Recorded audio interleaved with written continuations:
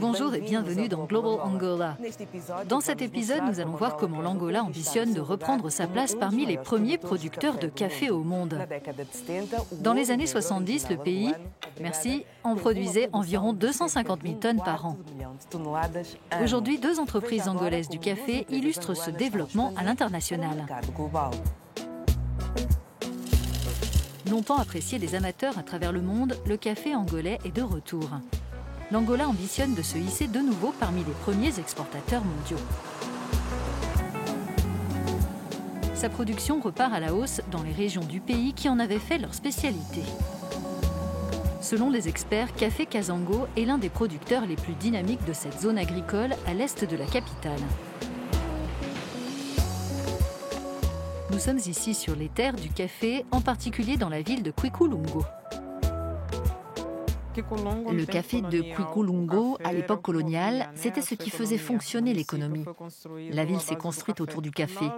Nous exportons principalement vers les États-Unis, mais nous avons aussi un site internet qui nous permet de vendre notre production ailleurs dans le monde. Camila Paula est originaire d'un pays qui est un géant du café, le Brésil. C'est d'ailleurs un Brésilien qui a lancé cette culture ici au début du 19e siècle. Dans les années 70, la production angolaise atteignait près de 250 000 tonnes par an. Après l'interruption de la guerre civile et près de 20 ans de paix, l'Angola est en train de rebondir. Nous avons environ 500 planteurs de café qui sont sous contrat avec nous. C'est auprès d'eux que nous récupérons la matière première. Ils font partie des quelques 25 000 petites exploitations à l'origine de la moitié des récoltes de café à l'échelle nationale. Le reste est produit par environ 500 grandes exploitations commerciales. Camila Paula indique que son entreprise travaille avec les planteurs pour améliorer la productivité et leurs conditions de vie.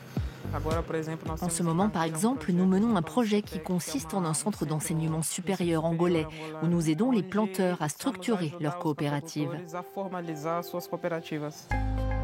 Les producteurs sont aussi aidés dans le cadre d'un programme conjoint de l'Union européenne et des Nations unies. Une initiative plus vaste qui vise à développer le secteur privé et diversifier l'économie angolaise, principalement basée sur le pétrole.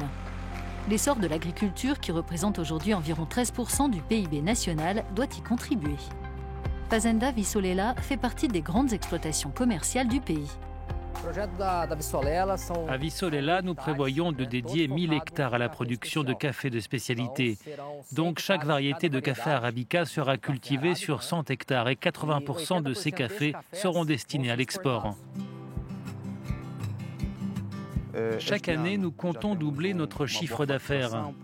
Ce qui veut dire que cette année, ce n'est que le début d'un avenir radieux. Il y a fort à parier que le café, c'est l'avenir. Il a déjà eu cette importance dans le passé. Il est clair qu'il représente l'avenir de l'Angola. Pourquoi produire du café en Angola? Il se trouve que le pays dispose d'atouts pour le faire.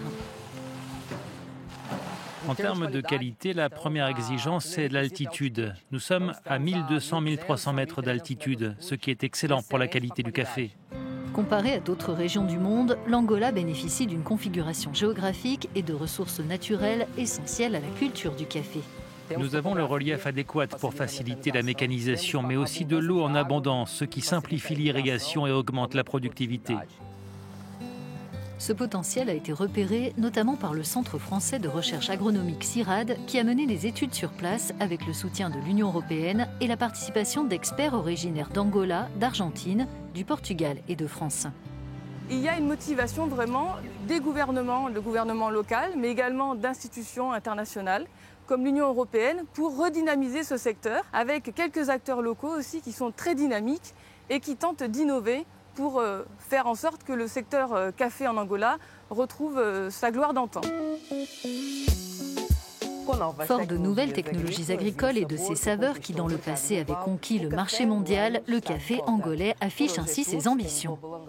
C'est la fin de ce Global Angola. Retrouvez cet épisode et d'autres reportages sur notre page Angola sur euronews.com.